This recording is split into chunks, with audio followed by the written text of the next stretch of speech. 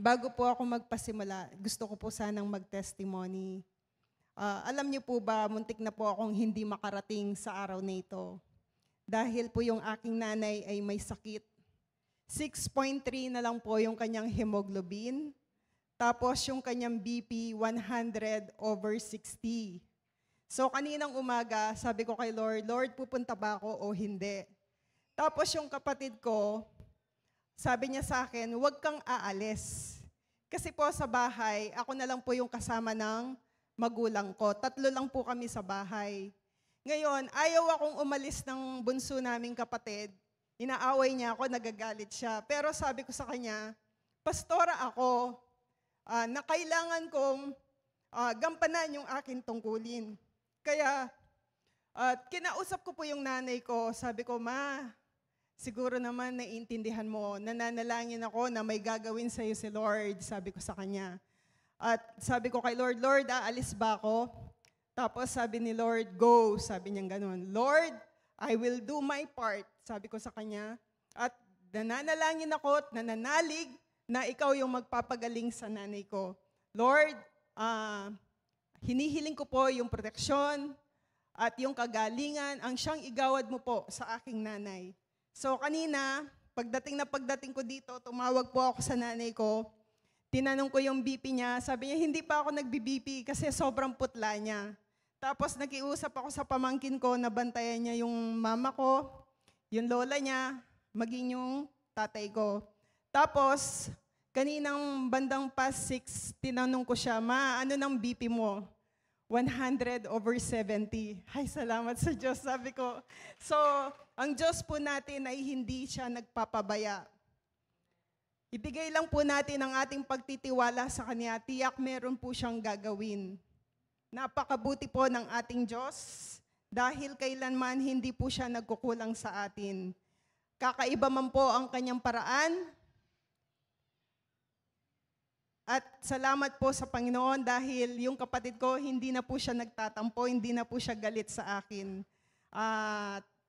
Salamat sa Panginoon, sa Diyos pong papuri. So yung pag-aaralan po natin ngayon ay pinamagatan ko pong Extraordinary Kindness of God. So 2 weeks pa lang po nung ibinigay ito sa akin ni Lord. So, basahin po natin sa 2 Samuel chapter 9, verse 1 hanggang 13. Sabi niya, minsay nagtanong si David. Minsay nagtanong si David, mayroon pa bang nalalabi sa sambahayan ni Saul? Gusto kong ipadama sa kanya ang aking kagandahang loob, alang-alang kay Jonathan. Nang buhay pa si Saul, may alipin siyang Ziba ang pangalan. Kaya't ipinatawag ito ni David. Paglapit ni Ziba, tinanong siya ng hari, ikaw ba si Ziba? Ako nga po, mahal na hari, tugon niya. May nalalaman ka bang buhay sa sambahayan ni Saul? Gusto ko siyang pakitaan ng mabuti ayon sa aking pangako sa Diyos, wika ng hari. Mayroon po si Mepiboseta, na anak ni Jonathan. Siya po'y isang lumpo, tugon ni Ziba. Saan siya naroon? Tanong muli ng hari. Nasa Lodebar po, nakatira sa bahay ni Makir na anak ni Amiel, sagot ni Ziba. Ipinasundo agad ni David si Mephibosheth na anak ni Jonathan at apo ni Saul. Nang maiharap siya kay David, siya'y nagpatira pa bilang pagbigay galang. Ikaw ba si Mephibosheth? Tanong ng hari. Ako nga po, mahal na hari. Sagot naman nito. Sinabi ni David, huwag kang matakot. Gagawin ko ang lahat ng magagawa ko para sa iyo. Alang-alang kay Jonathan, ibabalik ko sa iyo ang lahat ng lupain ng iyong lolong si Saul. At laging nakahanda ang aking hapag para sa iyo. Nagpatira pang muli si Mephibosheth. At sinabi niya, sino po ako para pag-ukulan ng pansin? Ako'y walang silbi. Tinawag ni David si Ziba at sa harapan niya'y sinabi, ibibigay ko sa apo ni Saul ang lahat ng ari-arian niya at ng kanyang sambahayan. Kayo ng iyong mga anak at mga alipin ang magbubungkal ng kanyang lupain. Aalagaan ninyong mabuti upang mag-ani ng sagana at magkaroon ng sapat na pagkain ang sambahayan ng iyong Panginoon. Ngunit si Mephibosheth ay sa akin sasalo ng pagkain. Ang mga anak ni Siba ay 15 at 20 ang kanyang mga alipin. Sumagot si Ziba, masusunod pong lahat ang utos ninyo, kamahalan. At mula nooy kasalo na ni David si Mephibosheth, parang tunay na anak niya. Si Mephibosheth ay may bata pang anak na lalaki na ang pangalay Mika.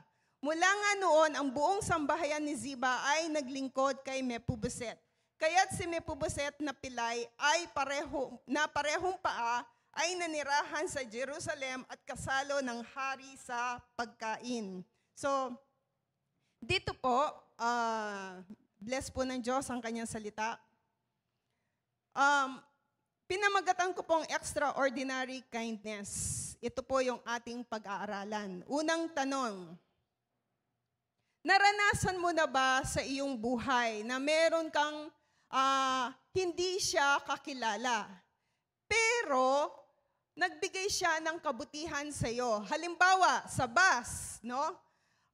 Nakatayo ka, tapos may biglang lumapit, Miss, Kuya, Ate, dito ka na lang umupo. O kaya naman, yung bigla kang nakareceive ng blessings, ng unexpectedly. Di ba po nakakataba ng puso kapag nararanasan mo yung mga bagay na iyon? Lalo na sa mga taong hindi mo naman sila kakilala. Nung bata po ako, mga high school, first year high school o grade 7 sa panahon ninyo. Kasi sa amin noon, first year high school yung tawag. So nag-field trip kami. Kasi first time kong pumunta sa mall nung panahong iyon. So nag-field trip po kami, pumunta kami sa Mega Mall sa Manila. Tapos, hindi ko alam kung paano sumakay ng escalator. Natatakot ako, no? Kasi yung mga kasama ko, ang bilis nila, umakyat na, no? Tapos, pinaalala ito sa akin ng Panginoon. Merong isang lumapit na lalaki na hindi ko kakilala. Sabi niya, halika Ineng, samahan kita, sabi niya. Tapos, ayun, nakaakyat ako hanggang sa taas. So, pinaalala ito sa akin ng Panginoon na noong high school ako, merong isang lalaki na nagbigay ng kagandahang loob na ipinakita niya sa akin. So, ang laki ng pasasalamat ko kasi takot na takot ako noon sa escalator dahil bago ko siyang na-experience. Kasi nung bata kami, nung panahon namin, alam niyo ba, kapag nakapunta ka sa mall, yung matanda ka na, no? O kaya nakakainom ka ng soft drinks kapag may sakit ka. Ganon yung nangyayari nung panahon namin. Yung Royal o kaya Coke, kapag may lagnat ka, doon ka lang nakakainom ng soft drinks na binibigay ng nanay mo. So, kapag inaalala ko yon na pinaalala ni Lord kanina sa akin, Lord, ang sarap ng mga bagay kapag nakaka-receive ka ng unexpected blessing. Yung nararamdaman mo yung pagmamahal ng Diyos. Ngayon, balikan po natin sa verse 3. Sabi niya dito, may nalalaman ka bang buhay sa sambahayan ni Saul?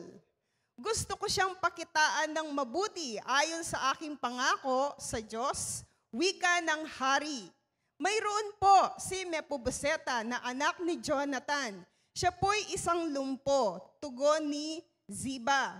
So dito, pinapakita dito yung kalagayan ni Mephibosheth, no? Buksan po na isa siyang lumpo. Tingnan po natin sa 2 Samuel chapter 4 verse 4.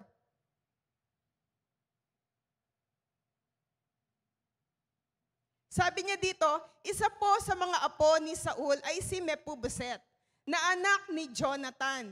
5 taon siya noon nang mapatay sa Jezreel sina Saul at Jonathan. Nang dumating ang malagim na balita, dinampot siya ng tagapag-alaga upang itakas. Ngunit sa pagmamadali ay nabitawan siya at iyon ang dahilan ng kanyang pagkalumpo. So dito sa chapter 3 at chapter 4, verse 4, pinapakita yung kalagayan ni Mephibosheth na siya'y nabitawan ng kanyang tagapag-alaga. At yun yung naging dahilan kung bakit nalumpo o napilay yung kanyang dalawang paa. No? So, 5 years old pa lamang si Mephibosheth nang siya ay mapilay. Ngayon, sa verse 5 po, balik po tayo.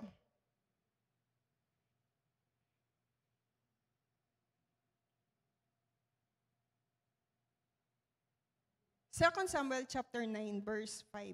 Sabi niya dito, ipinasundo agad ni David. Bakit ipinasundo ni David?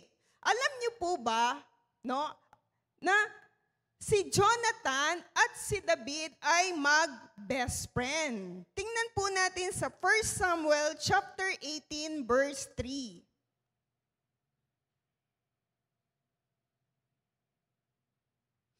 Sabi niya dito, dahil sa pagmamahal ni Jonathan kay David, isinumpa niya na sila'y magiging magkaibigan habang buhay. So si Jonathan, labis yung pagmamahal niya kay David. Kaya nagkaroon sila ng sumpaan na sila ay magiging magkaibigan habang buhay. Buksan po natin sa 2 Samuel chapter 21 verse 7. Sabi niya dito, ngunit dahil sa sumpaang ginawa ni David at Jonathan, ilinigtas niya si Mephibosheth, ang apo ni Saul kay Jonathan. So, naalala ni David, no? Kahit namatay na si Jonathan, naalala ni David yung sumpaan, no, na binitawan niya kay Jonathan. Kaya naman, no, ipinasundo niya si Mephibosheth, no? Kaya buksan po natin sa verse 6 to 7. Balikan po natin yung verse 6 hanggang 7. Sabi niya dito, si Mephibosheth, anak ni Jonathan at apo ni Saul. Nang maiharap siya kay David, siya'y nagpatira pa bilang paggalang. Ikaw ba si Mephibosheth? Tanong ng hari. Ako nga po, mahal na hari. Sagot naman nito. Verse 7. Sinabi ni David, huwag kang matakot.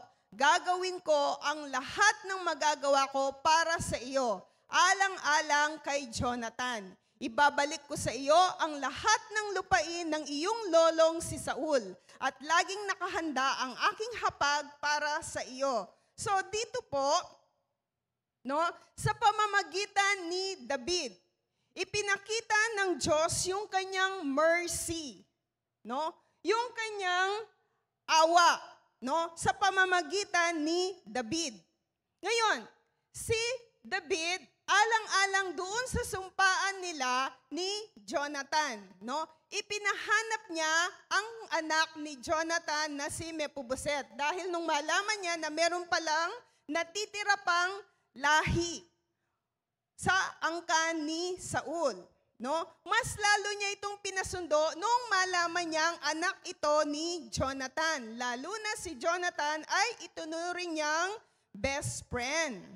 Ngayon, makikita po natin yung kahabagan dito ng Diyos. Pinapakita ng verse na ito sa 6 and 7, no? Ipinapakita dito yung kahabagan ng Diyos sa pamamagitan ni David na pinahanap niya si Mephibosheth at nangako siya na ibabalik yung lupain na ito'y pag-aari ng kanyang lolo, no? At sinabing,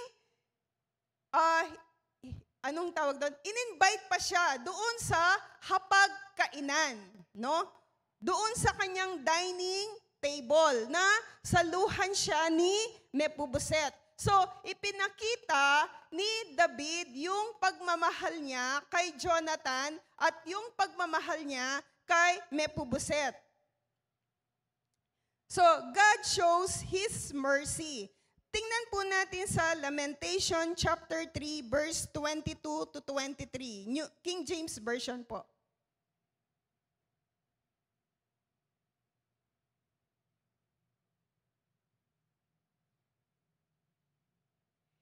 chapter 3, verse 22 to 23. King James Version po. Sabi niya, "It is the Lord's mercy that we are not consumed, because His compassions fail not." Verse 23, "They are new every morning. Great is thy faithfulness." So, ang pagmamahal ng Diyos sa atin, yung kanyang awa na ipinapakita ng Diyos sa atin, yun ay hindi nagbabago. Laging sariwa, bawat umaga. Ganon din sa atin, na mga anak niya. No? Yung awa ng Diyos ay laging sariwa, bawat umaga, bawat araw. Ganon po tayo kamahal ng Diyos. He is merciful. No? Lagi na nais ipakita ng Diyos yung kanyang mercy sa kanyang mga anak. Na minsan, kahit hindi man tayo karapat-dapat, tingnan po natin yung kahulugan ng mercy.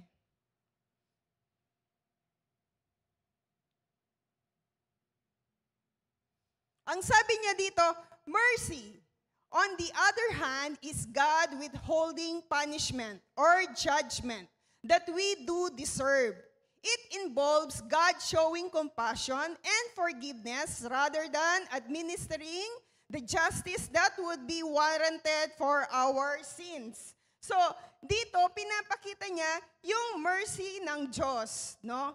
Yung mercy ng Diyos na tumutukoy sa kanyang pagiging mahabagin, mapagpatawad. Ang Diyos natin ay mapagpatawad sa buong sangkatauhan, lalo na sa mga lumalapit sa Kanya. Lalo na sa sandali na tayo'y nagkasala, na dapat sana tayo'y parurusahan. No? Ang awa sa Biblia ay nakikita bilang pagpapahayag ng pag-ibig ng Diyos na siya ay mapagpatawad. No? Na mula sa ating maling gawain, no, ito ay pinapakita yung kahabagan ng Diyos sa atin. Na dapat sana tayo yung tumanggap, tayo yung wanted, no? Doon sa kasalanan. Pero sa kahabagan ng Diyos, laging nakalaan yung kanyang pagpapatawad sa atin. Yan yung ibig sabihin ng mercy, no? Naka yung punishment ni Lord, no? Andito na sa atin yung punishment ni Lord na yun dapat yung deserve natin dahil tayo'y makasalanan. Pero pinapakita ni Lord yung kanyang compassion, no? Yung kanyang compassion sa pamamagitan ng pagpapatawad. Ngayon, buksan po natin sa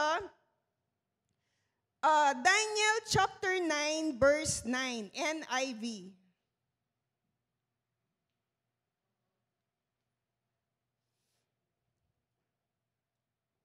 Sabi niya dito, "The Lord our God is merciful and forgiving, even though we have rebelled against Him." So yung mercy ni Lord, no?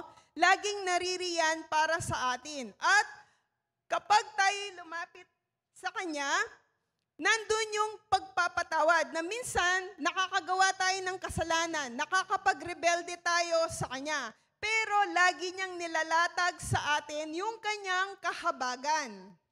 No? Nilalatag lagi ni Lord yung kanyang kahabagan kapag tayo'y lumalapit sa Kanya at nagpapalinis ng ating kasalanan. Ngayon, buksan po natin sa verse, balik po tayo sa verse 8 and 9.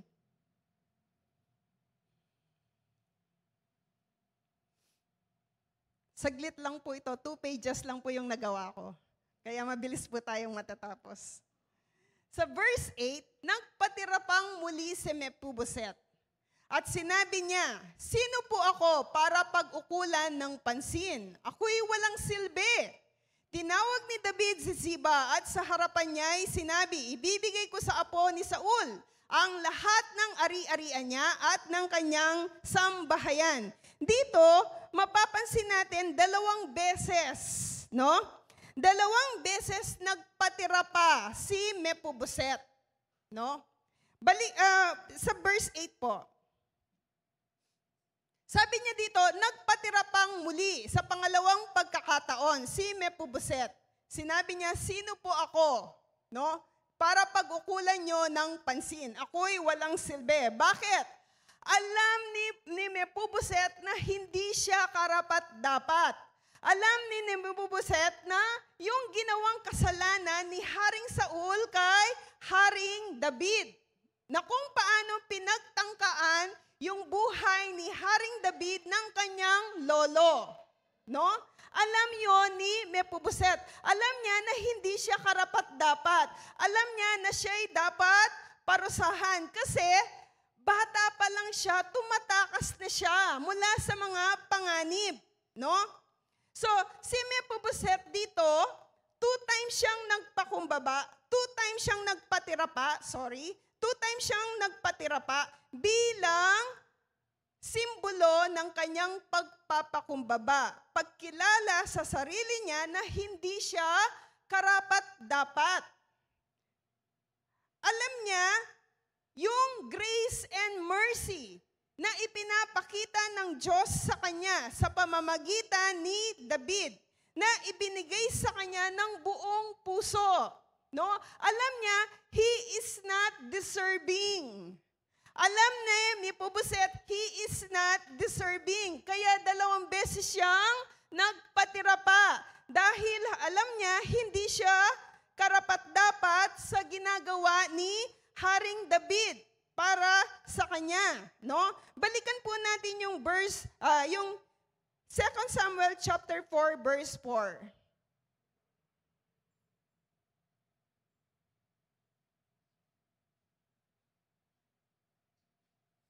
Sabi niya dito, isa pa sa mga apo ni Saul ay si Mephiboset na anak ni Jonathan. 5 taon siya noon nang mapatay sa Jezreel sina Saul at Jonathan. Nang dumating ang malagim na balita, dinampot siya ng tagapag-alaga upang itakas. Yung word na upang itakas. Alam niya na yung buhay niya ay nanganganib at lagi silang tumatakas. No? Lagi silang tumatakas para sa kanyang buhay, para ito'y maligtas. No? Para maligtas yung buhay niya. No? Na ipinapakita dito sa chapter 4, verse 4. Kaya naman, buong puso siyang nagpakumbaba at nagpatira pa. So, alam niya yung kahulugan ng grace and mercy. Ngayon, buksan naman po natin sa Ephesians chapter 2, verse 8 hanggang 9.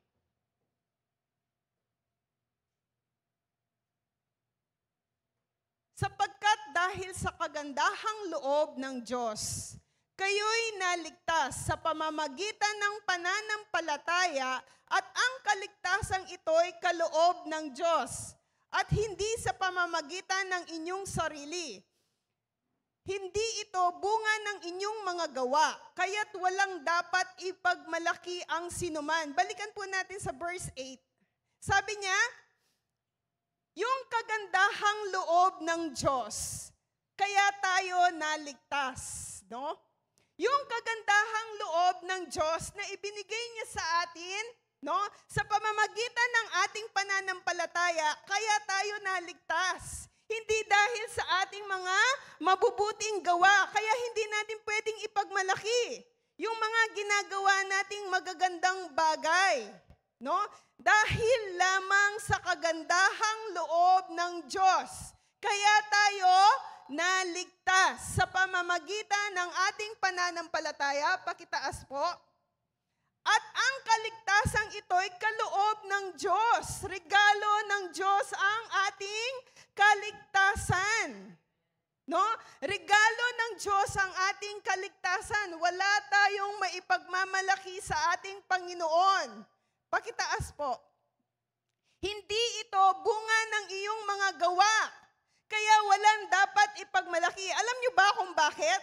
Yung mga mayayaman, di ba, hindi sila Kristiyano. Pero kapag magbigay sila sa charity, milyon-milyon. Paano tayo? Wala tayong maibibigay na milyon-milyon. Yung mga nagpapagawa ng simbahan, mga tulay, mga daan, mga school, mga hospital, paano tayo? Di ba? Wala tayong ganong kakayahan, no? Para makapagpagawa ng mga ganong structure.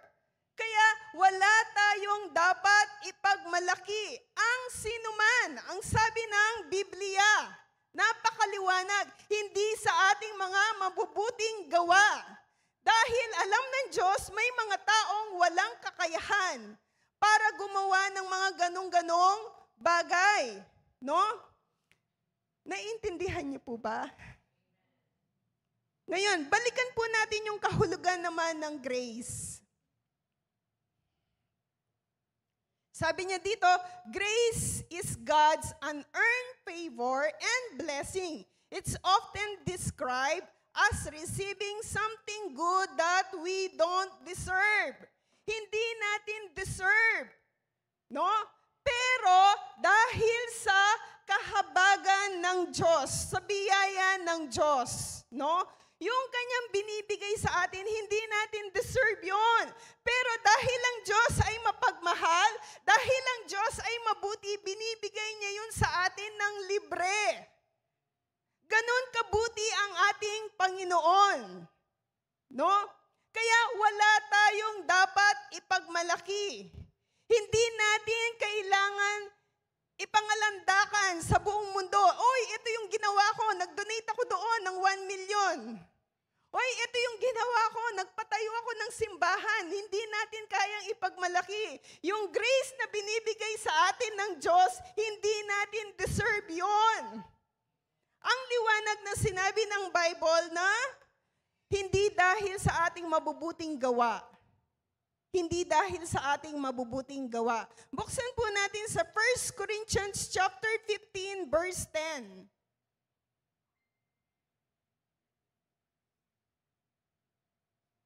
Sabi niya dito, ngunit dahil sa kagandahang loob niya, ako'y naging isang apostol. Hindi naman nawala ng kabuluhan ang kaloob niyang ito sa akin.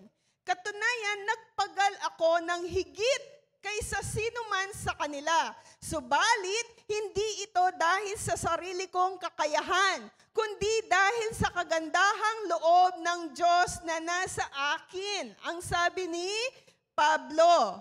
Again, dahil sa kagandahang loob ng Diyos, hindi dahil sa ating kakayahan, hindi dahil marunong kang kumanta, hindi dahil marunong kang manggitara, hindi dahil marunong kang mag-preach, hindi dahil marunong kang magturo ng mga bata, hindi dahil sa iyong kakayahan. Again, dahil sa kagandahang loob ng Diyos na ibinigay niya sa atin. Kaya tayo naligtas, no? Kaya tayo naligtas. Ngayon, sa verse 10 and 11.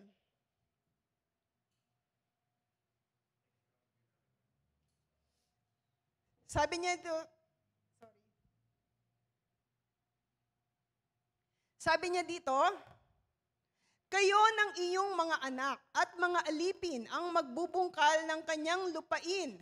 Alagaan ninyong mabuti upang mag-ani ng sagana at magkaroon ng sapat na pagkain ang sambahayan ng iyong Panginoon. Ngunit si Mephiboset ay sa akin sasalo ng pagkain. Sasalo ng pagkain. Ang mga anak ni Ziba ay 15 at 20 ang kanyang mga alipin. Verse 11, sumagot si Ziba, masusunod pong lahat ang utos ninyo, kamahalan. At mula nooy, kasalo na ni David si Mephiboset, parang tunay na anak niya. So, yung extraordinary kindness ni Lord, ipinapakita niya sa verse na ito, na si Mephiboset na anak ni Jonathan, na alam niyang hindi siya karapat-dapat, pero dahil sa kabutihan ng Diyos sa kanya, ipinakita ni Lord ang extraordinary kindness. Biro nyo, kasalo na niya yung hari na kumakain dun sa dining table niya. No?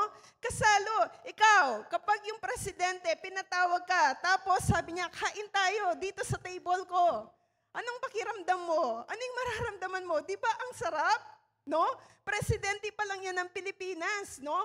How if pagdating ng araw, si Lord na, kasalo na natin siya sa pagkain, kasalo na natin siya sa kanyang table. Mangyayari yan pagdating ng panahon.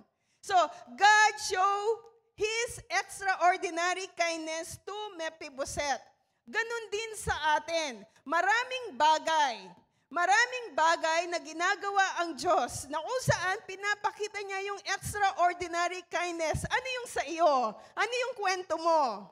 Alam niyo po ba, sabi ng kaibigan ko, ang sakit nito, excuse the word, kung wala kang kwento, wala kang kwenta.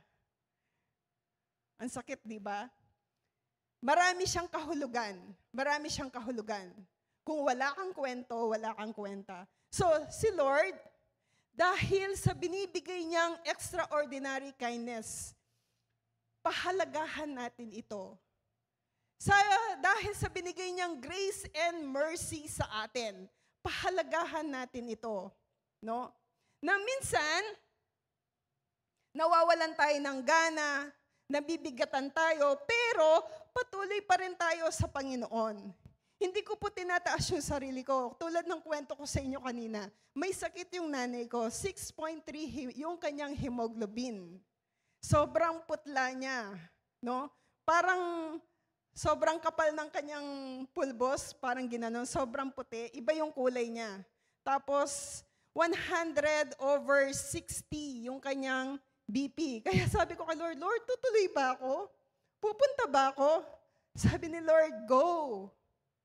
Lord, bahala ka. Sige, magtitiwala ako sa iyo. Sabi ko kay Lord, I will do my part. Pero Lord, pinagkakatiwala ako sa iyo yung nanay ko. Kaya kanina, past 6, sorry kung inulit ko.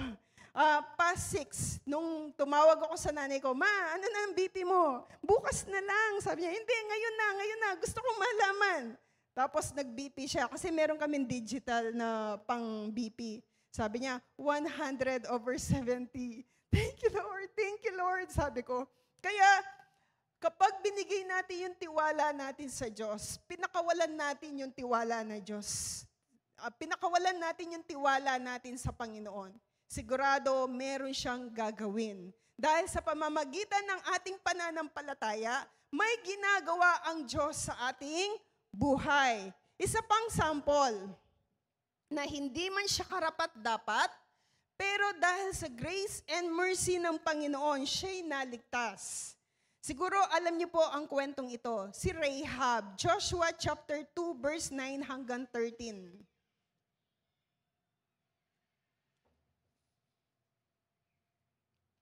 Sabi niya dito, at sinabi sa kanila, alam kong ibinigay na sa inyo ni Yahweh ang lupaing ito. Ang mga taga rito'y takot na takot sa inyo.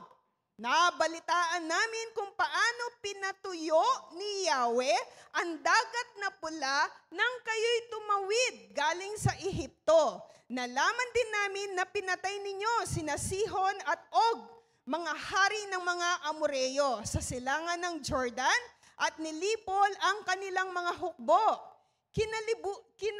Kinilabutan kami nang marinig ang mga balitang iyon. Natakot kaming humarap sa inyo sapagkat si Yahweh na ang inyong Diyos ay Diyos ng langit at ng lupa.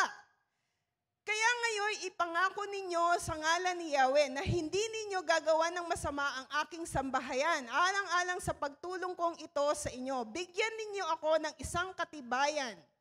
Ililigtas nga ninyo ang aking ama at ina, ang aking mga kapatid, at ang kanilang mga pamilya, katibayang hindi niyo kami hahayaang mapatay. So, si Rahab, isa siyang prostitute. She is a sinner. Sinner siya, unworthy of God's grace. At dahil lamang na tinulungan niya yung dalawang spy, na sila'y mailigtas, no? Pero ano ang ginawa ng Diyos? Buong angkan ni Rahab ang naligtas. Si Rahab ay hindi niya deserve yung grace and mercy. Pero dahil sa kabutihan ng Diyos, dahil sa kabutihan ng Diyos ay naligtas si Rahab. Di ba po, alam niyo po yung kwentong iyon? Sino po yung hindi nakakaalam ng kwento ni Rahab? Wala po, di ba? So, dahil sa kabutihan ng Diyos, naligtas si Rahab, buong sambahayan niya, buong angkan niya, naligtas dahil lamang sa pagtulong niya doon sa 2 spy. Ikaw, ano ang extraordinaryong ginawa ni Lord sa iyong buhay? I-testimony mo ito. Ipahayag mo ito sa iyong mga kaibigan, sa iyong mga kaklase, sa inyong mga katrabaho. No? Ipahayag nyo yung extraordinaryong ginawa ng Diyos. At dito po tayo nagtatapos. God bless po.